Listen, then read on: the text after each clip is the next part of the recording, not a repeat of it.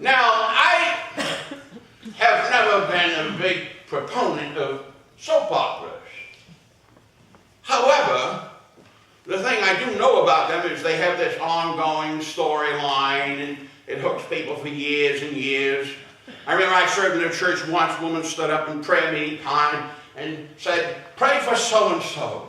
Their husband's cheating on them." And this person not coming, I'm thinking, my God, how awful this is. And we're getting all this news. It's like a gossip session. And it came, found out later, it was characters on a soap opera she wanted to care for.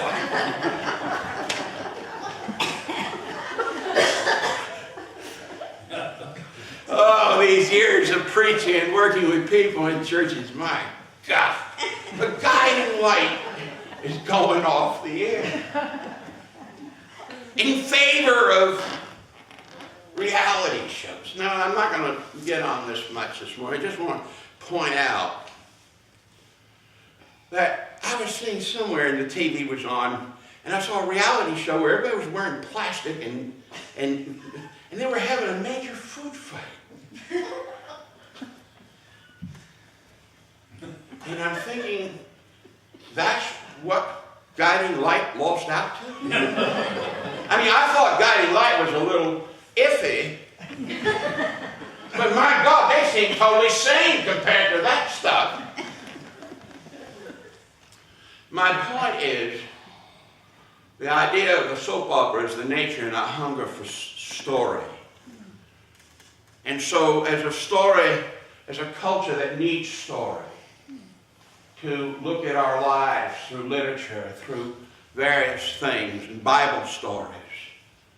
One of the themes that I find is important is what we bring to the story when we read it. And I'm not going to get into literary criticism this morning, but let me just say this. We bring our life experiences and our understandings when we read the Bible, when we read Moby Dick, when we read Danielle Steele, God help me, or even whatever it is. I'm not going to be, if you open a book, I'm going to bless your name. I don't care what it is. According to the New York Times, 53% of Americans did not open a book last year. Not one, not even Danielle Steele. But we bring to the story ourselves. And so when we look at Jacob,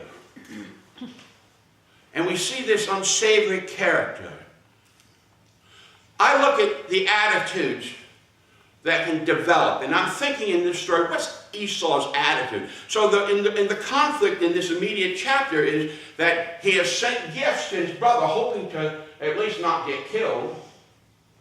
And the report is that Esau said nothing about the gifts and is coming with 400 armed men. And it felt ominous. You know that moment in literature where you get this sense of something's going to happen and it might not be good? Well, I'm sure he had a bad omen with this.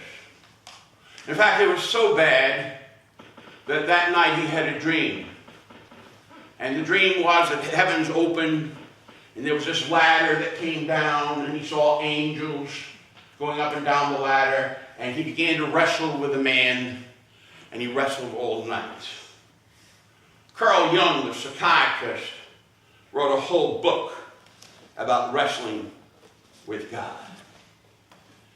Jacob, at the end of the morning, was told, "You've been wrestling with God." Now, I'm not going to try to understand that theologically, because I don't look at it literally. I look at it as Jacob was literally struggling within himself. He's always been grappling from birth, trying to get ahead. And you and I know people like this, that will do anything to get ahead. And he's that kind of character. And he's about to face the consequences of years of decisions in his life, years of bad choices. And I'm wondering what Esau thinks. It doesn't look good.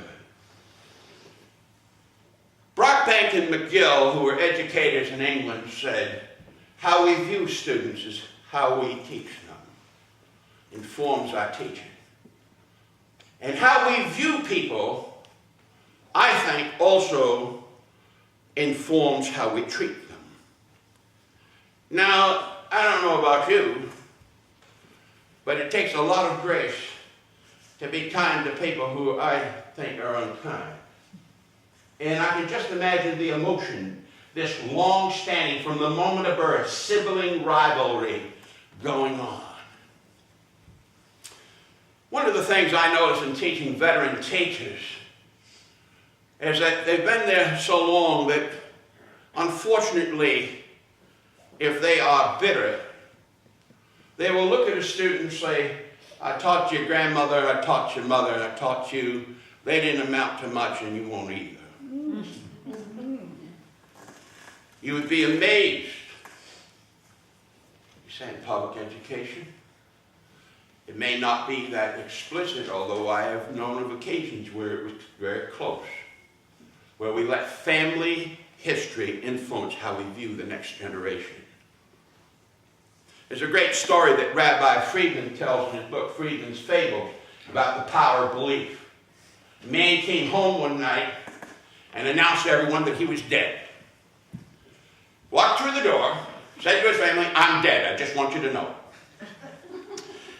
Well, they quickly, to tell the story quickly, they called a psychiatrist. Nobody could figure out, they thought he needed to be committed. They got counseling, and he kept saying, I'm dead. And they tried to argue with him, but he believed he was dead. They eventually heard that a tent preacher was in town, so they thought, we'll try anything once. So they even got a tent evangelist come over and thought maybe he could help. That guy talked to him for a little while, walked out, shaking his head, kissed the Bible, and got out of there. I have no clue what it meant, but that's how the story goes. So finally, they got a doctor in. And the doctor said, look, you're not dead. I'm going to prove it to you because I'm going to do a little incision, and you're going to bleed, and dead people don't bleed. So the guy said, go ahead. So, sure enough, doctor did it. Guy bled. Doctor bandaged him up, thought it was all done. The man walked out of the house, and he said, see, I told you that dead men don't bleed. He wanted to believe he was dead, and there was nothing anyone could do to change his mind. And one of the things I like about the story of Jacob and Esau is that the message of grace within the Hebrew and within the Christian scriptures is that no matter what the generations have been like before, people can change. People can change. And we have to believe that they can change, because if we don't believe they're going to change, our way of treating them is not going to help.